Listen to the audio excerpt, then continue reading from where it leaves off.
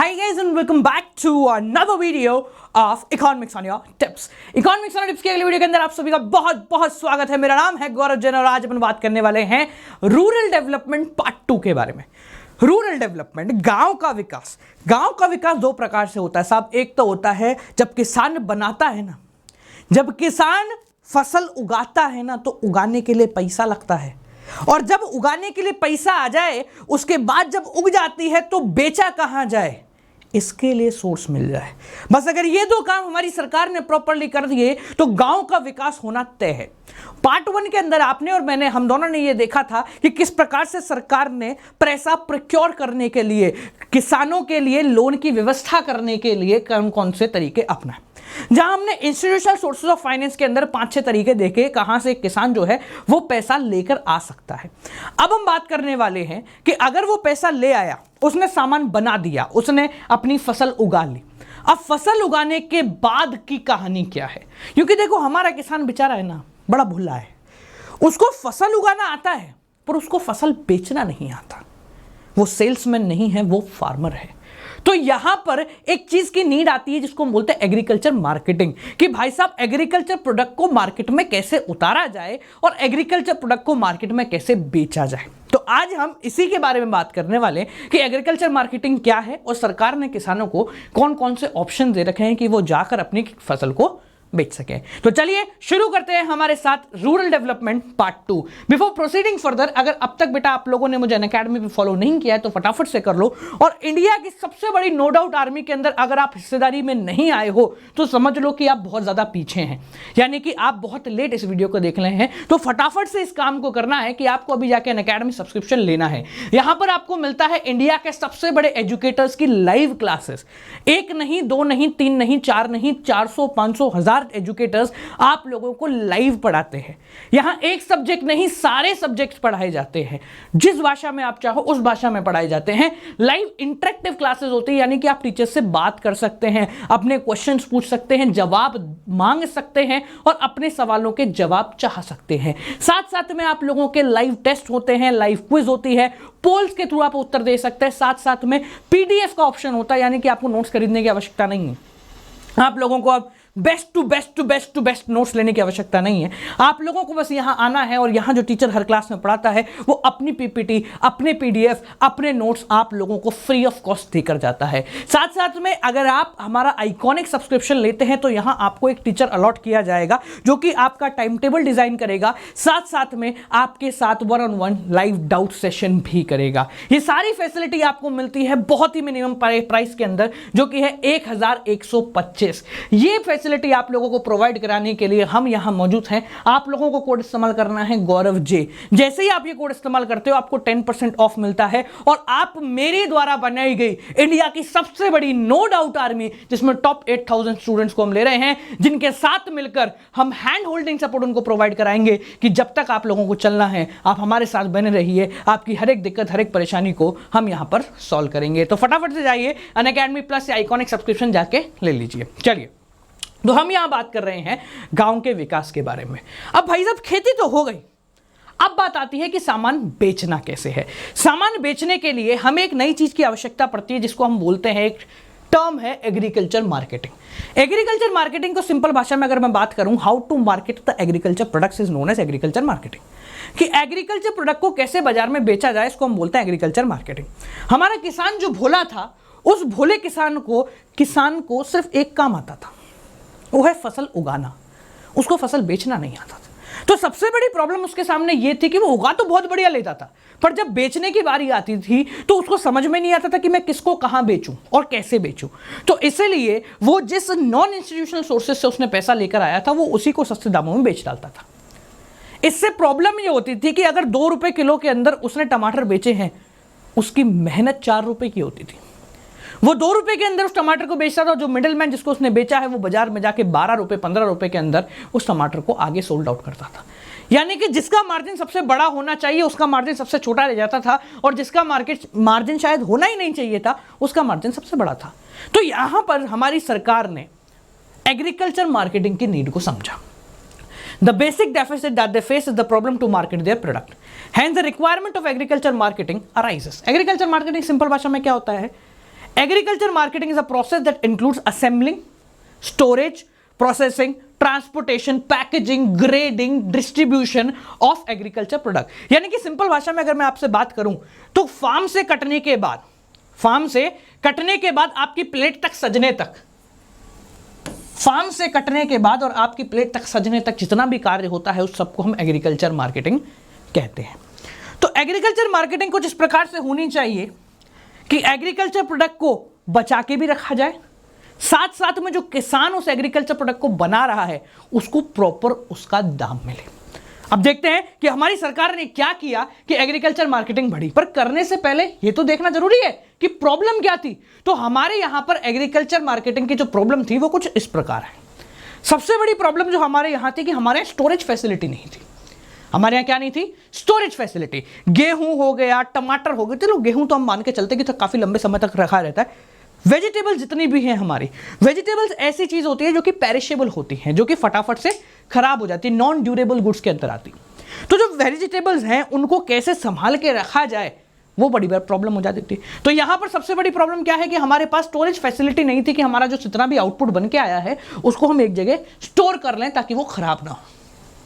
Lack of effective transportation in rural areas, गांव के अंदर शहर तक पहुंचने के लिए जो ट्रांसपोर्टेशन की रिक्वायरमेंट है वो बहुत खराब थी उस समय। यहां पर जब किसान फसल उगाता था, मान लो टमाटर हो गए, टमाटर के लिए वो लेके चला गया। अब जब वो टमाटर लेके गया तो 3 दिन तो उसको पहुंचने में ही लग जाते थे कभी कभी। अब भाई 3 दिन पुराना टमाटर जो है आप देख सकते हो उसको यूं लौंदा सा हो जाता है। क्या हो जाता है?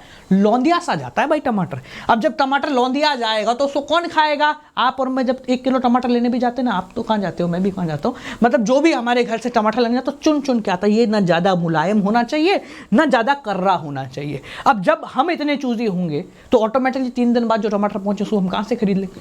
सबसे बड़ी दिक्कत। अगली प्रॉब्लम क्या थी? Lack of marketing information in farmer. Farmer बेचारा भोला है ना, फार्मर बेचारा भोला, ना उसको मिले कभी छोला। तो जो भाई फार्मर था उसको मार्केटिंग की इंफॉर्मेशन नहीं थी, उसको पता ही नहीं था कि अच्छा ऐसे बेचा भी जाता है, अच्छा ऐसे बड़े दाम भी लग जाते, क्योंकि उसको काम एक ही आता था, उगाना। Lack of adequate finance. अब भाई बनाने के लिए तो फाइनेंस मिल गया, पर उसको बेचने के लिए कैसे बिकेगा, कहां बिकेगा, प्रॉपर्ली किसान वहां तक कैसे जाएगा, किस प्रकार से जाएगा, ये सारी दिक्कतें उसको आती थी। अगला काम था इनएडिक्वेट कम्युनिकेशन। बात नहीं हो पाती थी।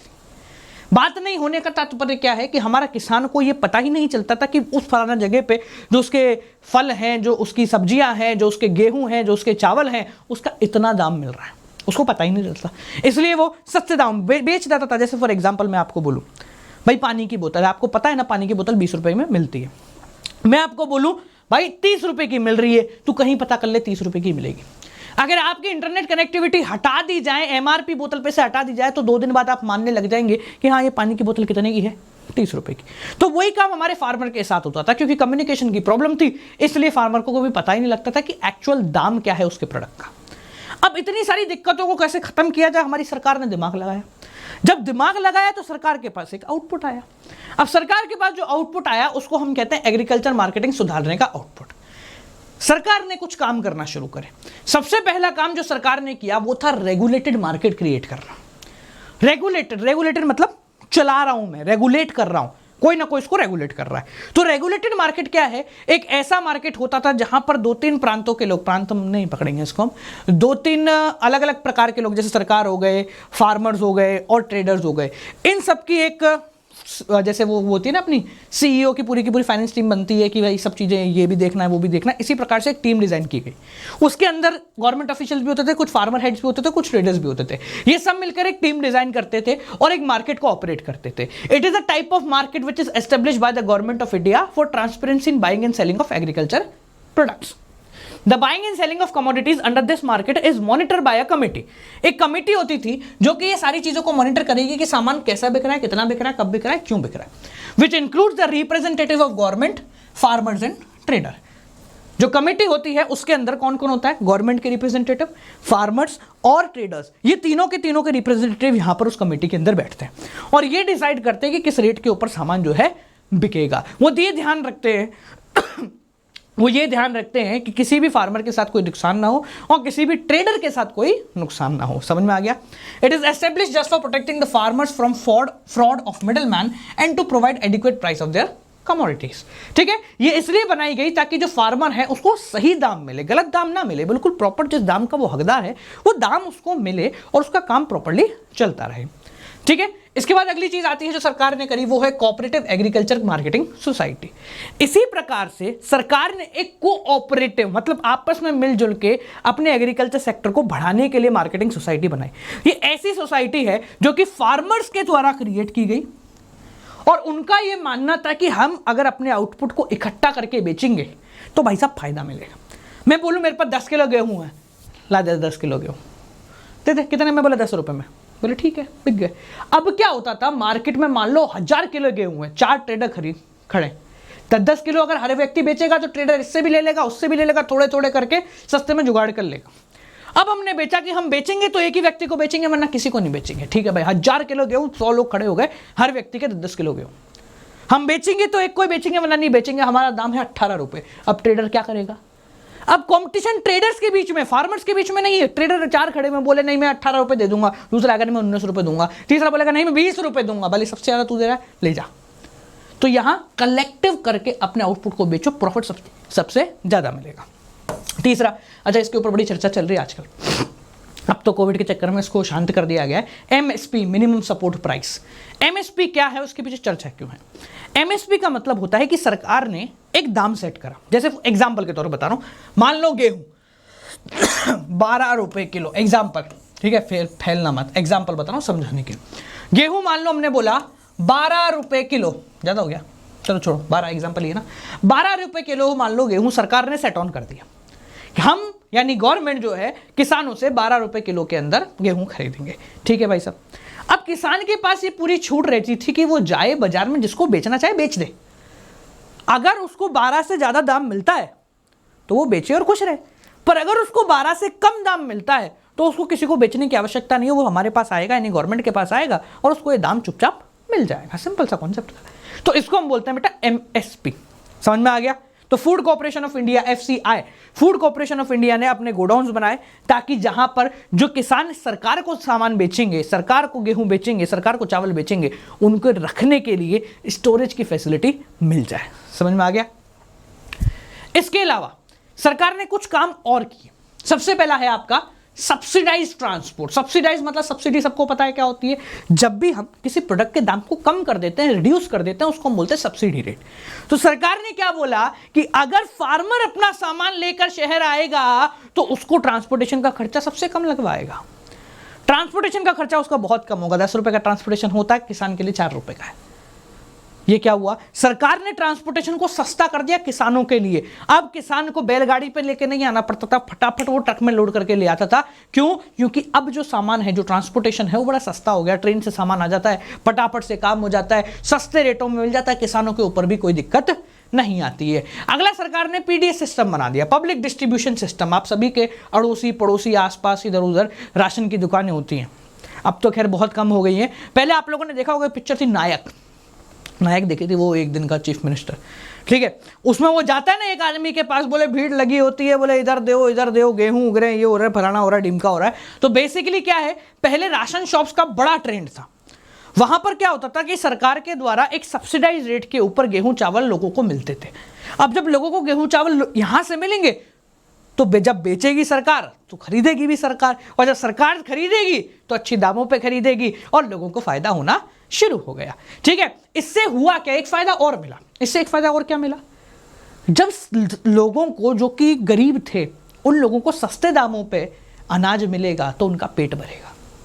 जब उनका पेट भरेगा तो दिमाग चलेगा, जब दिमाग चलेगा तो काम चलेगा, और जब काम चलेगा तो बेरोजगारी नहीं चलेगा।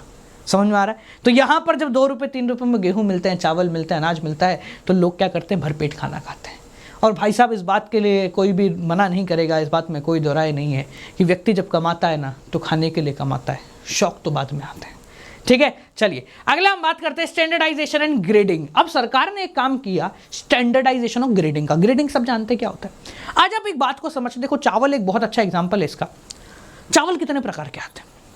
चावल, मंदिर वाले चावल नहीं, पहले समा के चावल, इतने से 1/4 आई थॉट सो, फिर मंदिर वाले चावल, फिर आधा चावल, फिर पौना चावल, फिर पूरा चावल, फिर बासमती, फिर दावत बासमती, फिर एक और टाइप के बासमती, फिर भूरा चावल, वाइट चावल अलग आता है ना। तो ये क्या है, these are the grades of rice. अब इससे फायदा क्या है, इससे किसानों को बड़ा मस्त फायदा है, वो अपनी चीज को अच्छे दामों में बेच सकते हैं अगर उन्होंने बढ़िया चीज उगाई है। तो अगर आपने पूरा चावल उगाया है तो आप उसको महंगी रेट पे बेच सकते हैं। क्यों? क्योंकि ग्रेडिंग है। ग्रेडिंग करने से ऑटोमेटिकली आपकी चीज़ जो है हायर ग्रेड की हो गई और आप उसको महंगा बेच सकते हो। उस दिन मैं गया लेने, भाई साहब मम्मी ने मंगाया, बोले पौना ले आइयो। मैंने कहा पौना ले आइयो? मैंने कहा ये क्या होता है पौना? बोले चावल का नाम है। अब भाई अपन कन्फ्यूज, मैं सोचूं दुकानदार के पास जाऊँ या वापस आ जाऊँ। मैंने कहा सही बताऊँ, मेरे को ढंग से समझ में नहीं आया, मैं कौन सा? बोले पौना। मैंने कहा वो आधा पौना? बोले हाँ आधा पौना वाला पौना। मैं उसके बाद गया, मैंने भाई पौना चावल दियो। क्या दियो? पौना चावल। उसने मेरे को पौना चावल दिया। मैंने कहा कितना हुआ? बोले 70 रुपये। मैं यूँ शौक, मैं कहा 70 रुपये 1 किलो चावल है? मैंने कहा ज़्यादा तो नहीं दिया भैया आपने? बोले बाबूजी 1 किलो है, 70 रुपये का है। मैं कहा यार ये तो खतरनाक चीज़ है। अब ये क्यों हुआ? क्योंकि चावल की लेंथ बड़ी थी। अब किसान क्या सोचेगा, महंगा कैसे बेचूं, फायदा कहाँ है? चावल तो उतना ही उगेगा ना, चावल कैसे ही उगाओ, चावल तो उतना ही उगेगा। तो अब किसान अपनी फसल पे दिमाग लगाने लग गया। उसका दिमाग चले, बोले ढंग की फसल उगाओगे तो अच्छा माल मिलेगा, अच्छा माल मिलेगा तो अच्छा दाम मिलेगा। तो यहाँ ग्रेडिंग का कॉन्सेप्ट सरकार ने शुरू करा, जिसके थ्रू अच्छी रेट पे आप लोगों को जो है चावल भी मिलते हैं महंगी रेटों पे, और किसानों को भी बहुत बढ़िया तरीके से काम हो जाता है। समझ में आ गया बेटा? तो ये हमारी सरकार ने एग्रीकल्चर मार्केटिंग को सुधारने के काम किए। How did the government change the way of outlook of farmers toward farming? सरकार ने बहुत बढ़िया काम किए। यहाँ हम सरकार को पूरी तरीके से सपोर्ट करते हैं कि सरकार के जितने भी ये काम थे, ये सारे काम किसानों के लिए बहुत ज़्यादा बढ़िया काम करे। और किसान जो है भारत का, वो कुछ समय पहले तक बड़ा खुश था, क्योंकि उसके पास बहुत सारी फैसिलिटी थी उगाने के लिए। जब उसको फाइनेंस की आवश्यकता पड़ती थी तो वो चला जाता था कमर्शियल बैंक के पास, आरआरबी के पास, नाबार्ड के पास या कोऑपरेटिव सोसाइटी के पास, जहां से उसको फाइनेंस मिल जाता था। बनने के बाद जब चावल बेचने की बारी आती थी, उसको साहूकार के पास नहीं जाना चाहता था, उसको जमींदार के पास नहीं जाना पड़ता था, वो चला जाता था सरकार के पास एमएसपी के अंदर और अच्छे दामों के अंदर अपना सामान बेच डालता था। तो यहां पर सरकार ने बहुत ज्यादा मदद करी। अब धीरे धीरे सरकार एमएसपी को हटा रही है, चाहती क्या है सरकार समझ में नहीं आता कभी कभी। ठीक है, चलिए तो आज की कक्षा को बेटा यहीं देंगे पूर्ण विराम। इसके बाद जो अपन बात करने वाले हैं 2-3 कॉन्सेप्ट है, इसको अपन कल की कक्षा के अंदर देखेंगे, ऑर्गेनिक फार्मिंग वाला। अब बात करते हैं थोड़ा सा आगे, थोड़ा सा डिटेल वर्जन के ऊपर। तो बेटा अगर आप लोग अभी 11वीं में हो, 12वीं में हो, तो आप लोगों के लिए एक बहुत अच्छी गोल्डन अपॉर्चुनिटी हम लेकर आए। जो 12वीं के बच्चे सीए करने को रेडी हैं, जिनको पता है कि भाई मुझे 12वीं के बाद सीए करनी है, तो बेटा आप लोगों के लिए एक मस्त शानदार अपॉर्चुनिटी में लेकर आया हूं, एक ऐसे दाम में जिसके अंदर शायद आपको 12वीं भी नहीं मिलती। उस रेट के ऊपर आपको इंडिया के सबसे बड़े एजुकेटर्स 11th क्लास के, 12th क्लास के, सीए फाउंडेशन के, सीए इंटरमीडिएट के, ये सारे के सारे आप लोगों को मिल जाएंगे। यानी कि 12th खत्म होती है आप सीए के अंदर चले जाओ, यहां पर बहुत शानदार तरीके से आप लोगों को पढ़ाया जाएगा। ये सारी फैसिलिटी आप लोगों को मिलती है सिर्फ 26,325 रुपीज में, जो कि अप्रोक्सीमेटली 2,000 रुपए महीना है। बेटा 2,000 रुपए महीना के अंदर तो एक भी कोचिंग नहीं लगा सकता है इस पूरी दुनिया के अंदर।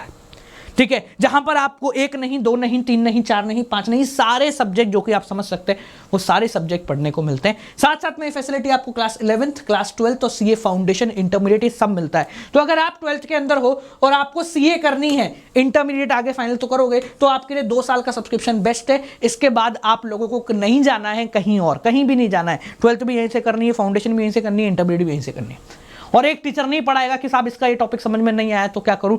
सारे टीचर्स आप लोगों के लिए अवेलेबल है, जिसकी क्लास देखना चाहो, जिससे पढ़ना चाहो, उससे जाके पढ़ लीजिए। आपको कोड इस्तेमाल करना है गौरव जे। जैसे ही आप ये कोड इस्तेमाल करोगे बेटा आपको 10% ऑफ मिलेगा और हमारी सबसे बड़ी, इंडिया की सबसे बड़ी नो डाउट आर्मी के अंदर आप आ जाओगे। साथ साथ में ये जो नो डाउट आर्मी है ना बेटा, ये ऐसे टॉप 8,000 स्टूडेंट्स हम पिक ऑन कर रहे हैं, जिनको हम लेंगे और हम बोलेंगे कि भाई साहब जब तक तेरे प्रोफेशनल कोर्सेज नहीं होते हम आपको हैंड होल्डिंग सपोर्ट प्रोवाइड करा रहे हैं।